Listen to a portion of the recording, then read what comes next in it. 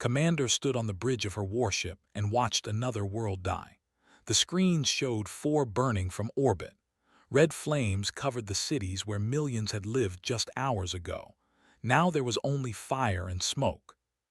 The Void Swarm had come without warning. Their bioships dropped from the dark between stars like a plague. They didn't negotiate. They didn't communicate.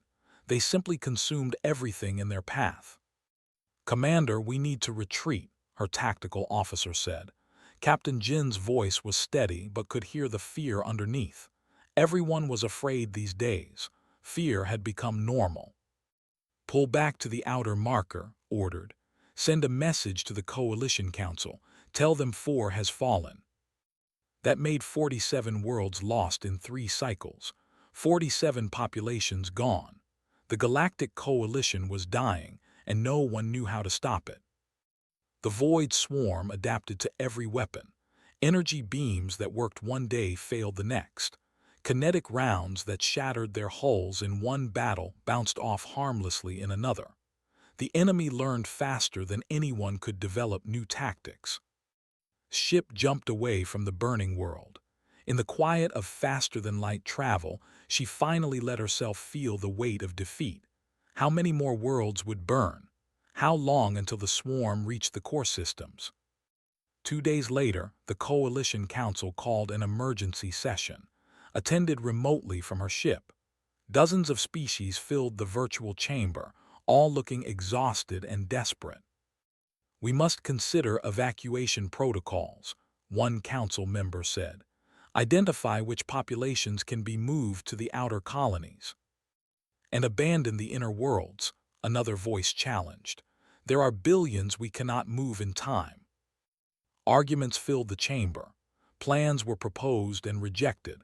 Nothing seemed adequate against an enemy that consumed entire star systems. Barely listened. Her mind wandered to a mission she had completed weeks ago. The Coalition had sent her to an old archive world to retrieve data before the swarm arrived.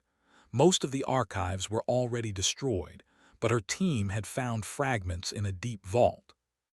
One fragment kept replaying in her mind. It spoke of warriors from a distant world. The text called them beings who evolved on a planet so hostile that simple survival made them nearly indestructible. The fragment described impossible things: a gravity so strong it would crush most species, temperature swings that ranged from boiling to freezing, predators at every level of the food chain, diseases that killed in days. And yet these creatures, these humans, not only survived but thrived. According to the records, humans were natural fighters.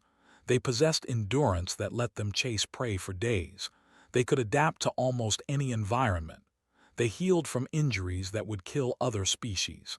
And most importantly, they never gave up. Even facing certain death, humans fought. But the records were thousands of cycles old. No one in the Coalition had ever seen a human. The coordinates listed for their home system, Sol, had been scanned centuries ago. The surveys found nothing: empty space, dead worlds. Most scholars believed humans were mythology, stories created by ancient civilizations to give hope during dark times, legends of perfect warriors who would appear when needed most. Had dismissed the records too at first. But as she watched world after world fall to the swarm, she kept returning to those fragments. What if the legends were real? What if humans still existed somewhere? After the council session ended with no real solutions, found Captain Jin in the ship's archive room. He was studying the same data fragments she had retrieved. "You've read them," she said. "It wasn't a question." Jin nodded without looking up. "3 times now. Commander, what if we're missing something? What if humans are real?" "The Sol system is empty." Survey teams confirmed it. Survey teams scanned for standard markers, life signs, energy emissions, communications. Jin finally looked at her. "What if humans don't want to be found? What if they're hiding?" It sounded crazy, but these were crazy times. "Even if they exist, why would they help us?" asked. "We're strangers. The Coalition never made contact with them." According to these fragments, humans have a concept called compassion. They help others even when there's no benefit to themselves. Jin pulled up another text. Listen to this. Humans will cross oceans of stars to save those who cannot save themselves, not for glory or gain, but because they believe it is right. Read the passage again. It sounded too good to be true. No species acted that way in reality. Everyone served their own interests first. But what choice did they have? The coalition was losing. In another 3 cycles, maybe less, the swarm would reach the core worlds. Trillions would die. I'm going to request a ship, said suddenly. A fast one, and I need you to come with me. Jin's eyes widened. To the Sol system. If humans are just legends, we confirm it and return. If they're real, she trailed off, hardly daring to hope. If they're real, maybe we can convince them to help. Getting approval from the council was harder than fighting the swarm. They called her desperate. They said she was wasting resources on fairy tailies. They reminded her that every ship was needed at the front lines. But Admiral, one of the oldest council members, surprised everyone by supporting her request. Let her go, the Admiral said. We're losing with every strategy we've tried. Maybe it's time to try something impossible. The council granted one ship, a small scout vessel with a crew of 20. They had 3 weeks. If she found nothing, she was to return immediately. Stood in her quarters the night before departure. She pulled up star charts showing the Sol system. It looked ordinary, a yellow star with several planets, nothing special about it at all. The data fragments sat on her desk. She read one last passage before sleeping. When darkness covers the stars and hope seems lost, look for they will come. They always come, not because they are fearless, but because they fear what happens if they don't fight. Closed the file and tried to rest. Tomorrow they would jump to the Sol system. They would find empty space and return home with nothing. Or they would find humanity. And everything would change. The galaxy thought humans were only legends, was about to discover the truth. The jump to the Sol system should have been routine.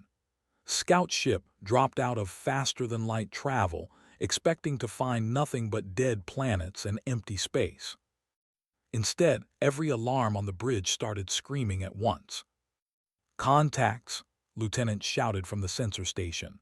Hundreds of them. Defense platforms, orbital stations, shipyards. Commander, the system is full of activity. Gripped her command chair as the displays lit up with markers. The 3rd planet from the sun blazed with city lights visible even from this distance. Massive structures orbited every major body in the system. Ships moved between planets in organized traffic patterns. This wasn't an empty system. This was a thriving civilization. Are we being scanned? Asked, trying to keep her voice calm. Yes, Commander. Multiple targeting locks from defense platforms. They've got weapons trained on us. Hands shook over her controls. Very powerful weapons.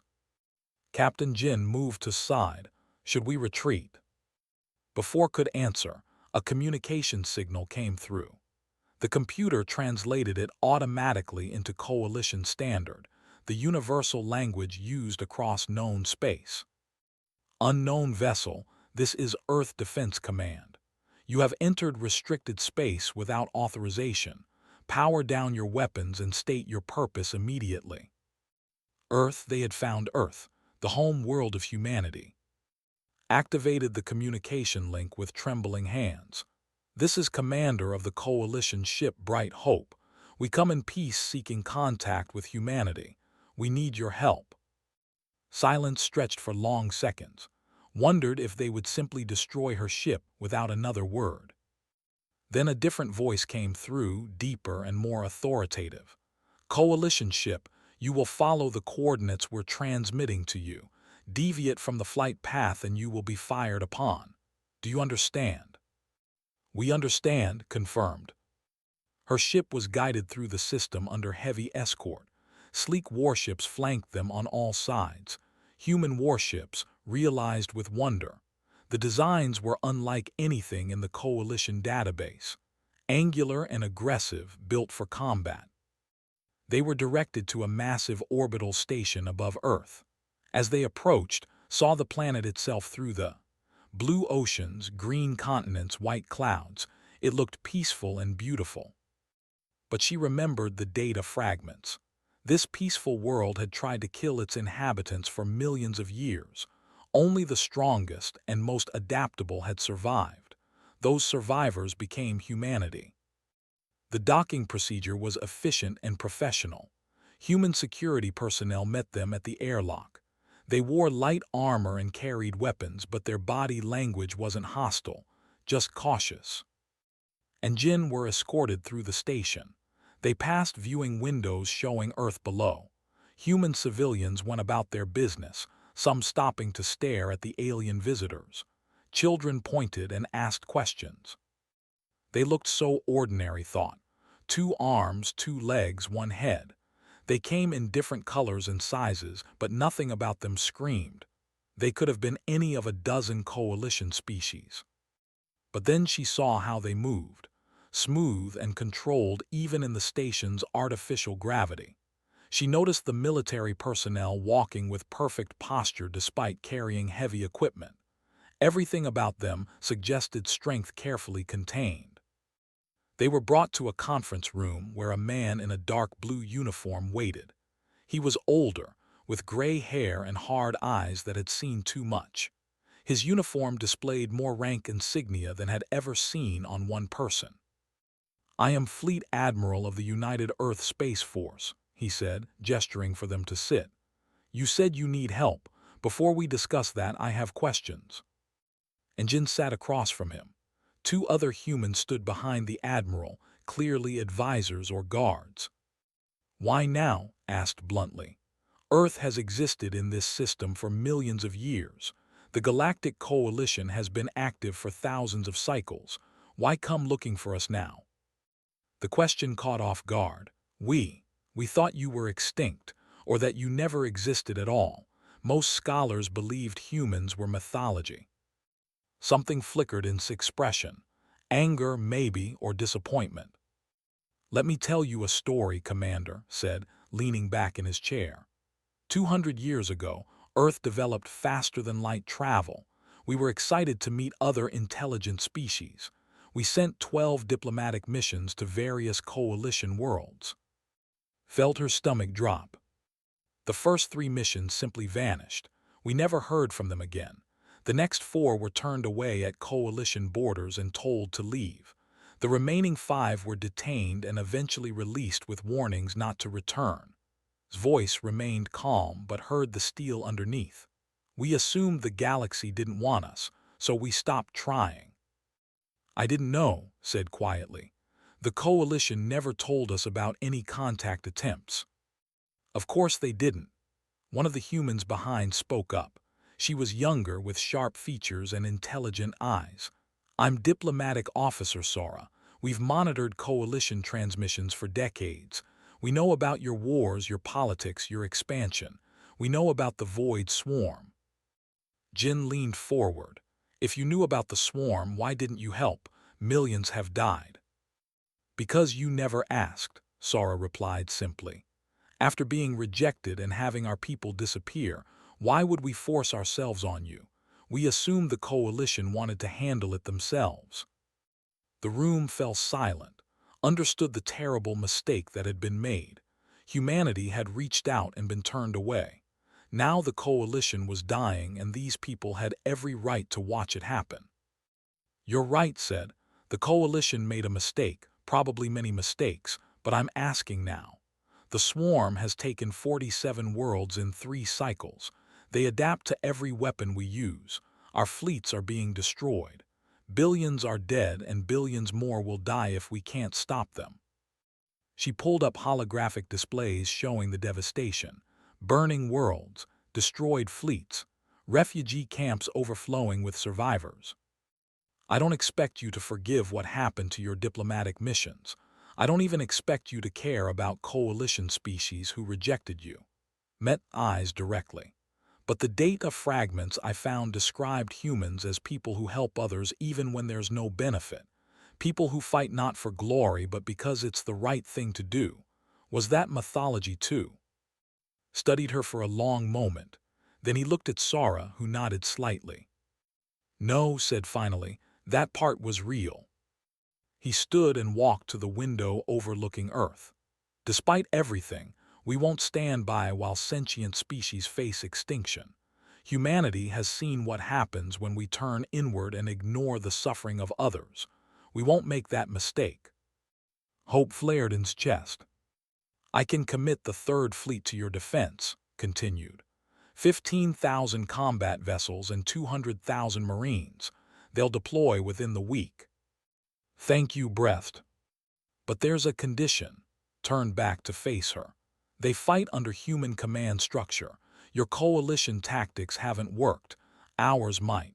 We need the authority to make battlefield decisions without waiting for committee approval. It was a huge ask. The Coalition Council would resist giving outsiders that much control, but what choice did they have? I'll convince the Council, promised. Nodded. Then we have an agreement. Take our fleet coordinates back to your people. We'll meet you at the front lines. Az and Jin prepared to leave. Sora pulled them aside. Fair warning, she said quietly. Human combat doctrine is very different from coalition standard. We take risks that your people would consider suicidal. We don't retreat easily, and we accept casualties that most species find unacceptable. She paused. Humans aren't fearless. We're just very, very stubborn. Thought about the legends again, the who never gave up. That's exactly what we need, she said. The galaxy had thought humans were only legends. Now those legends were coming to fight, and the Void Swarm had no idea what was about to hit them. The Coalition Council debated for 2 full days. Some members called a fool for trusting humanity. Others said accepting help from unknown warriors was too dangerous.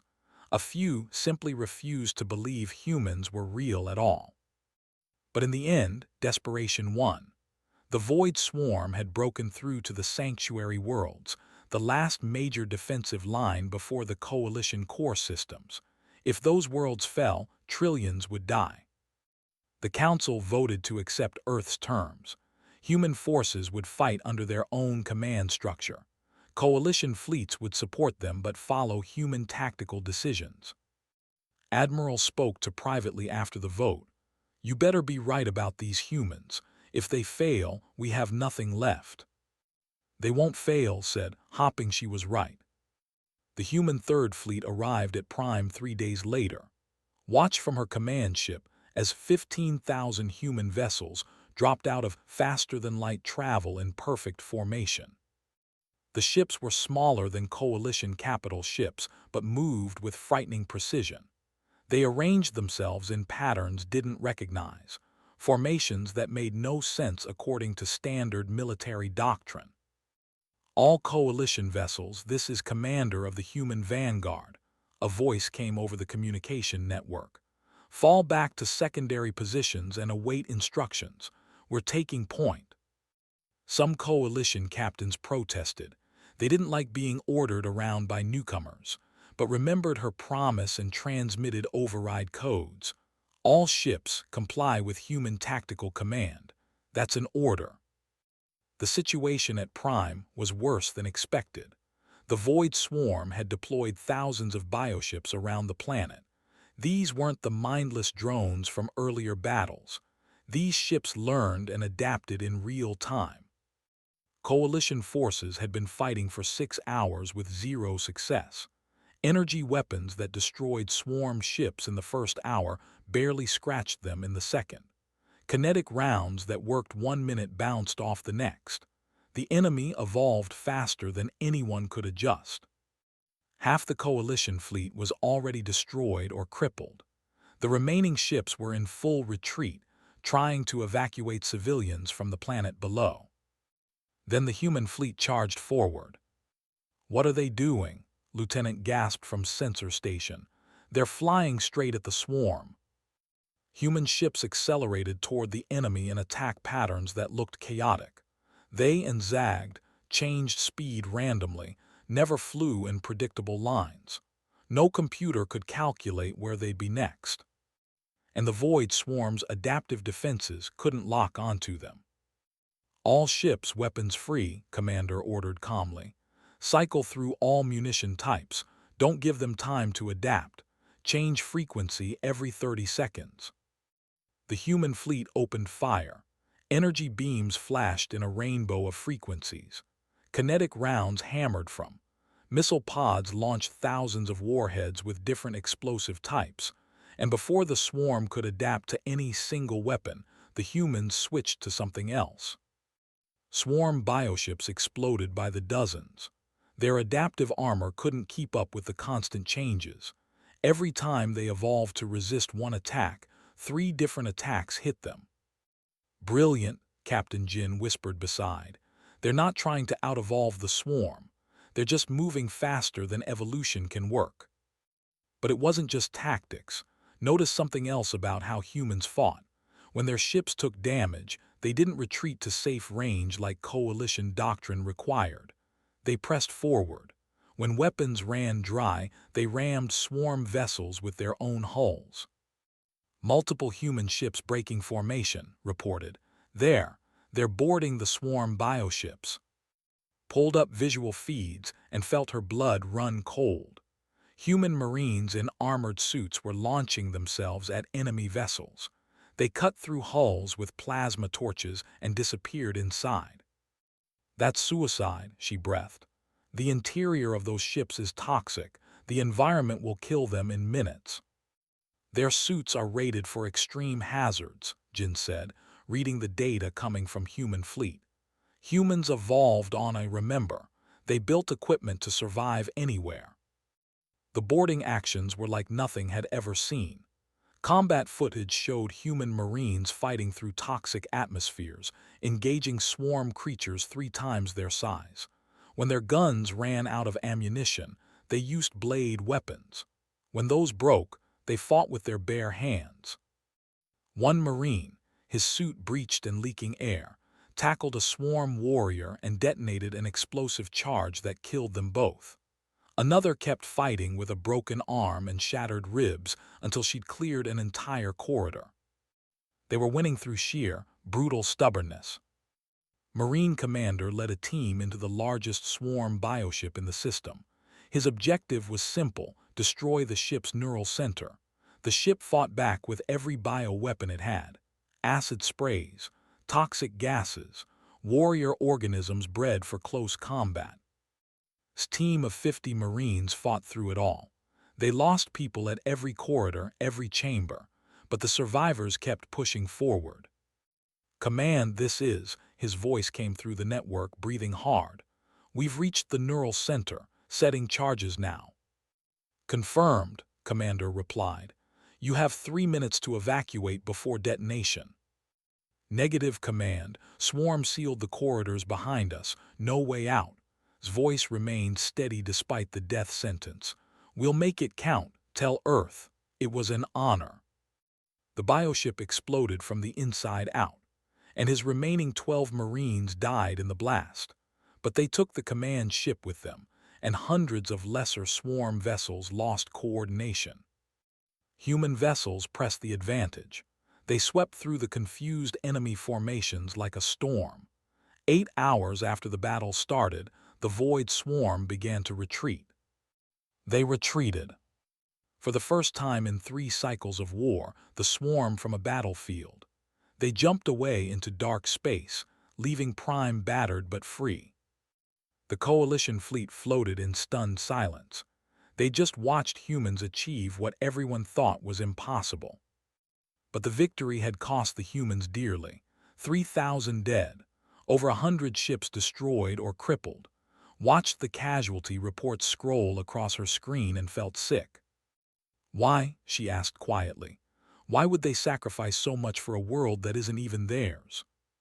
Jin had been listening to human communications. "I heard Commander say something to his fleet before the battle," he said. "We fight not because we expect to win, but because people need us to fight. Looked out at the human fleet. Ships vented atmosphere from hull breaches. Crews worked frantically to save damaged vessels. And somewhere, families on Earth were receiving messages that their loved ones weren't coming home. A transmission came directly to ship. It was Commander. "Commander, your people fought well today. The coalition showed courage." "Not like you," replied. "Your Marines, what Commander did, I've never seen anything like it." His image on the screen looked tired. Knew what he was signing up for. Every human who joins the military knows. We're not special, Commander. We're just people who decided that some things are worth dying for. "The galaxy thought you were legends," said. "Warriors without fear." "We're terrified," corrected gently. "Fear is what kept our ancestors alive on Earth. Fear makes you careful, alert, aware. But being afraid doesn't mean you stop fighting. It just means you're fighting despite the fear." The screen went dark as ended the transmission. Sat in silence, trying to process what she'd witnessed. The humans had saved 4 billion coalition civilians on Prime. They'd broken the swarm's advance and proven that victory was possible. And they'd done it while suffering casualties that would have broken any other species' morale. News of the battle spread across coalition space within hours. The species that thought humans were mythology now knew the truth. They were real. They had arrived. And they fought with a ferocity born from a world that tried to kill them every single day. Admiral sent a message. "Tell the humans we owe them a debt we can never repay." But new humans didn't fight for debts or glory. They fought because they'd looked at the galaxy's suffering and decided they had to do something. The legends were real, and the legends were just beginning. Intelligence Officer Jinnah had barely slept in 2 weeks. She sat in the analysis room of the human fleet headquarters, surrounded by data streams and holographic displays. Every captured swarm communication, every intercepted signal, every pattern of movement, all of it flowed through her workspace. The coalition had been fighting the void swarm for 3 cycles without understanding how they worked. Human intelligence specialists approached the problem differently. They didn't try to translate swarm communications. They looked for patterns in the chaos. And Jinnah found something. "Admiral, you need to see this," she said, transmitting her findings to his office. 10 minutes later, stood beside her workstation with Commander and several coalition officers. Jinnah pulled up a 3-dimensional map of swarm movements over the past 2 cycles. "Look at the attack patterns," she explained. "Every swarm assault, every retreat, every adaptation, they're not independent decisions. They're coordinated." "We assumed that already," one coalition officer said. "Hive species share information." "Not share, coordinate." Jinnah highlighted thousands of data points. "There's a central intelligence controlling everything, a hive mind, and I found it." She zoomed the map to the Abyss sector, a region of space filled with dense nebula clouds. In the center of the nebula, sensor data showed a massive structure, far larger than any swarm ship they'd encountered. "That's their command node," Jinnah said. "Every swarm attack is directed from there. Every adaptation, every strategy, it all flows through that structure." Leaned closer to the display. "The coalition scanned the Abyss sector multiple times. We found nothing." "Because the nebula disrupts conventional sensors," Jinnah explained. "But swarm biosignals are different. We developed new scanning algorithms based on organic patterns rather than mechanical ones. That's how we found it." Admiral studied the structure for a long moment. "If we destroy that, what happens to the swarm?" "Best case, complete disorganization. They lose coordination and become scattered groups instead of a unified force." Jinnah pulled up simulations. "Worst case, temporary confusion while a new hive mind develops, but we'd buy the coalition years to rebuild and prepare." And getting to it, asked the question everyone was thinking. The hologram showed the Abyss sector in detail. The nebula stretched across light years, filled with radiation that would fry any ship's electronics. And between them and the target sat millions of swarm drones protecting their hive mind. It would be the most dangerous military operation in Coalition history, said quietly. A direct assault would require every ship we have, and even then our chances would be minimal. Smiled, and everyone who knew him recognized that expression. It was the smile he got when someone said something was impossible. "Commander, how well do you know Coalition fleet capabilities?" he asked. "Very well, Admiral. I've commanded Coalition forces for 8 cycles." "Good. I need you to work with Commander on a battle plan. We're calling it Operation Broken Hive." Over the next week, watched human tactical thinking at work. They didn't plan to fight through the swarm forces. That would be suicide, as she'd said. Instead, they planned to use the nebula itself as a weapon. Human ships carried electromagnetic pulse weapons designed to overload electronic systems. Jinnah's analysis showed that the hive mind used bioelectric signals to coordinate the swarm. If they could hit it with a strong enough pulse at the right frequency, they could burn out its neural network like frying a computer's circuits. But getting close enough to deploy the weapons meant flying through the nebula, which would disable their own systems. Ships would be flying blind, navigating by instinct and predetermined courses. "Only human pilots can do this," Commander explained during the planning session. "Your Coalition ships rely too heavily on automated systems. When those systems fail in the nebula, the ships become helpless." "Human pilots train for manual control," Captain Jin added. He'd been working closely with the human tactical teams. "They practice flying by instinct, without sensors or navigation computers." "Because sometimes technology fails on us," said, understanding. "Humans learn to survive without depending on it." The operation required a combined force. Coalition ships would create a diversion at the nebula's edge, drawing swarm forces away from the center. Human vessels would make the actual run to the hive mind. 15 fleets volunteered for the assault. 7 Coalition, 8 human. Over 300,000 crew members, all knowing that many of them wouldn't survive. Insisted that her ship join the attack fleet. Admiral tried to forbid it, but she pulled rank and won the argument. "The Coalition needs to stand with humanity in this," she told him. "We can't ask them to take all the risks while we stay safe." The combined fleet assembled at the edge of the Abyss sector, stood on her bridge and watched the human warships taking formation. Sleek, aggressive, ready for war. "All ships, this is Admiral," the communication came through. "In a few hours, we're going to do something that every tactical manual says is impossible. We're going to fly blind into enemy territory, navigate through radiation that will kill our systems, and strike at the heart of an enemy that's never been beaten. Standard doctrine would call this suicide." Heard some Coalition crews shift nervously. "But humans have a saying," continued. "When the only way out is through, you go through. Today we go through. For every world the swarm has taken, for every life they've consumed, for every species in the galaxy that deserves to live free from fear, we go through. All ships begin the assault."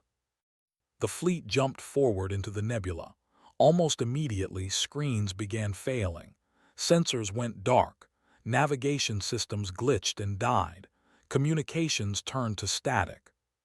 Through the viewports, she could only see the thick clouds of the nebula glowing with strange colors.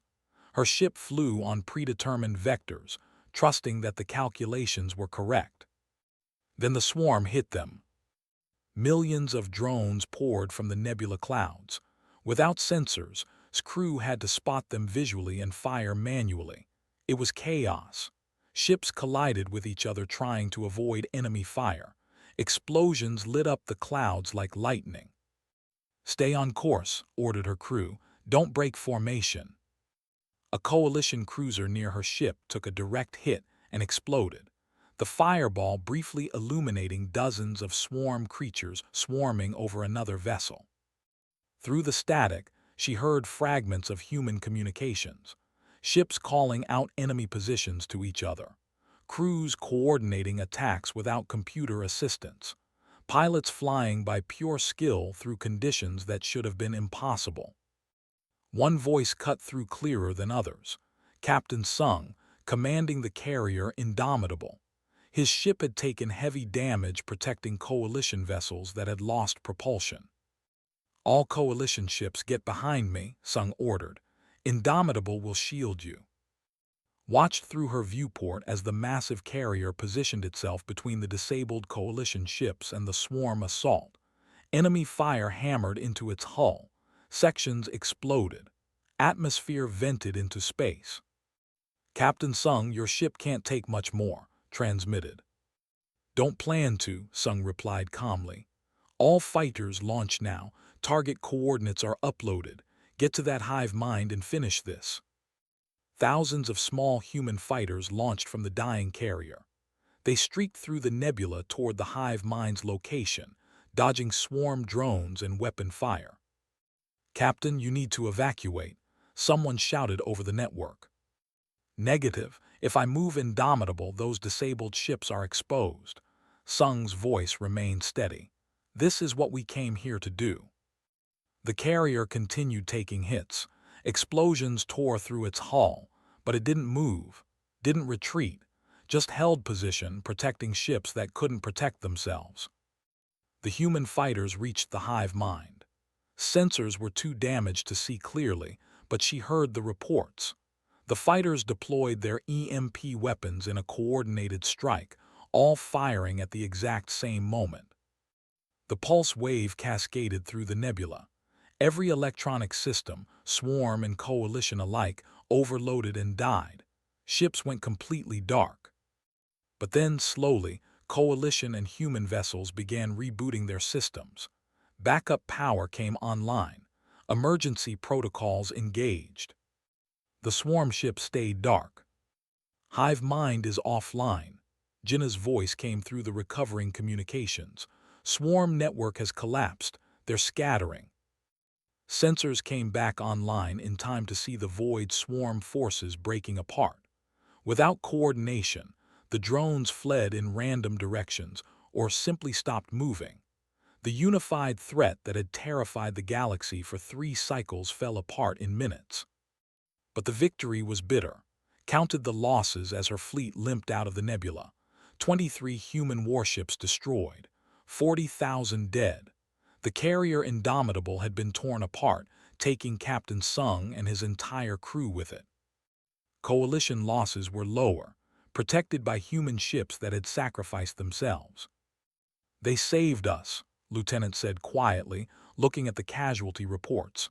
"They threw themselves between us and the enemy." Thought about Captain Sung's last words. "This is what we came here to do. Not glory, not conquest. Just protecting others even at the cost of their own lives." The void swarm was broken, leaderless, scattered. The galaxy was safe for the first time in 3 cycles. But 40,000 humans would never go home, and finally understood what the data fragments meant when they described humanity. They weren't fearless legends. They were people who looked at impossible situations and decided to act anyway. They were the ones who went through when going through was the only option. And the galaxy owed them everything. 3 months after Operation Broken Hive, the galaxy was a different place. The scattered swarm remnants fled to dark space, leaderless and broken. Without the hive mind coordinating them, they became isolated groups that coalition forces could handle. The existential threat was over. But the cost was written in stone and metal across 100 worlds.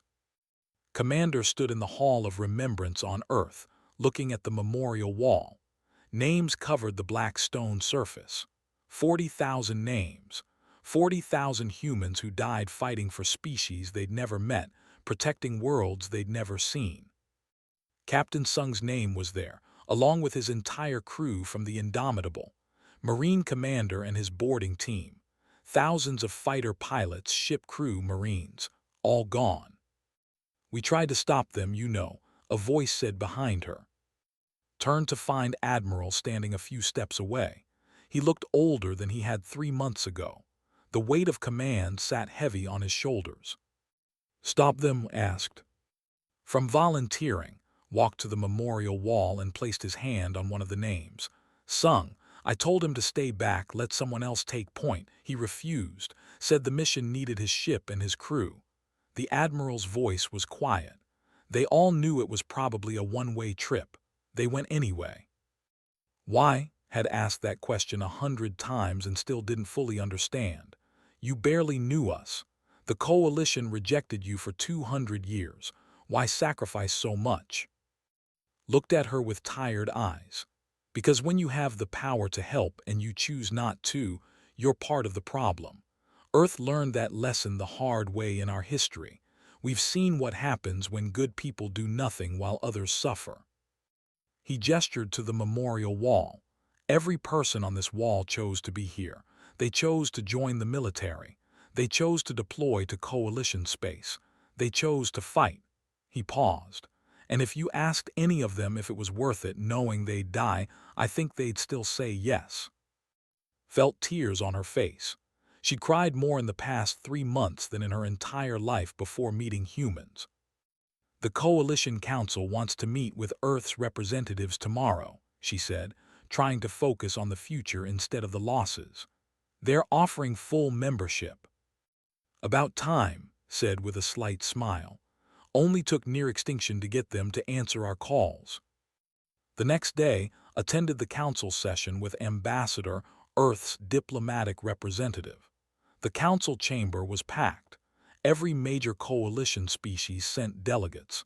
Everyone wanted to see humanity formally join the galactic community. Ambassador was younger than expected, with sharp eyes and a confident bearing. She stood at the central podium while the council members watched from their elevated seats.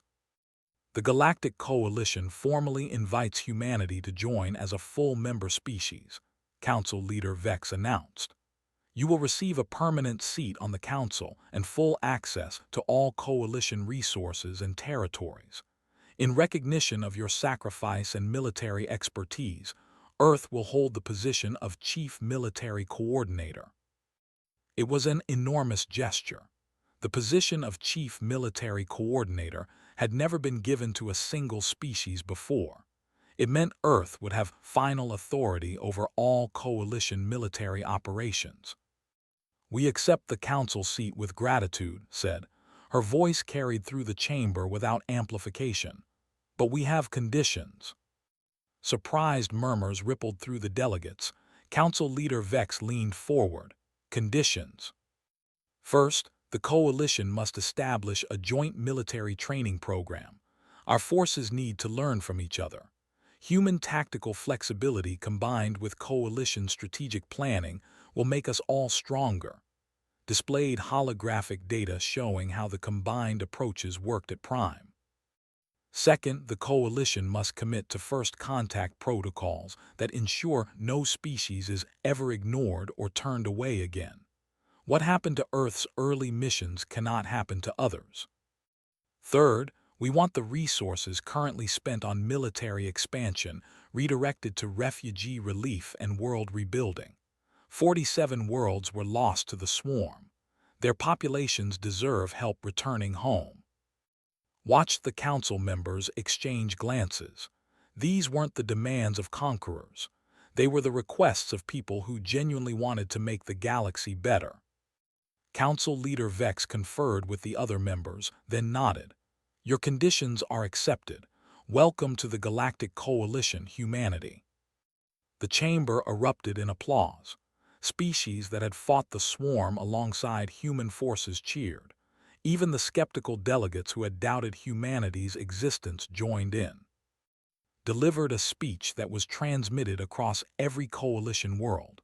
Listened and understood why Earth chose her as their representative. "Humanity didn't come to the stars seeking power or territory," said. "We came because we believed we had something to contribute. When the Coalition turned us away 200 years ago, we could have become bitter. We could have isolated ourselves and let the galaxy burn." She paused, looking around the chamber. But that's not who we are. We watched the swarm consume your worlds and we couldn't stand by. Not because we expected gratitude, not because we wanted payment, but because it was the right thing to do. The hologram behind her showed images from the war. Coalition and human ships fighting side by side. Marines from different species working together. Civilians being evacuated by mixed crews. The galaxy is bigger than any one species, continued. The threats we face will always be bigger than what we can handle alone. But together, we're stronger.